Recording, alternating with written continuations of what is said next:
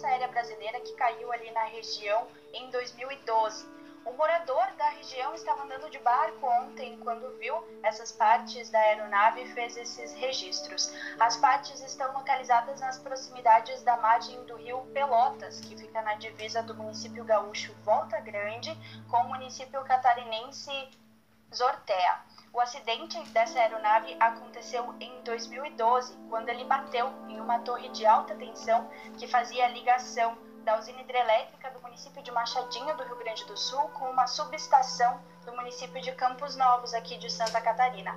Parte dos destroços caíram nas matas e a outra parte ali no rio, como a gente pôde ver as imagens dos destroços, em uma área de aproximadamente 2.000 metros.